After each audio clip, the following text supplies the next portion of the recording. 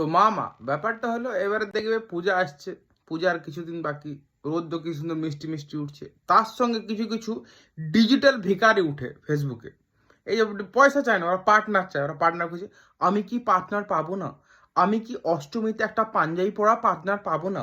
আমার সাথে কি অষ্টমীতে কেউ বেরোবে না? তোর সাথে কেউ বেরোবে না? তো এটা কাজ কর, মুখে চোখে কাপড়, কালো কাপড় বাঁধ, হাত তো বেঁধে আলমারির ভিতর ন্যাপথনের মতো ঢুকে বসে থাক, তাদেরকে তোকে খুঁজেই না পায়।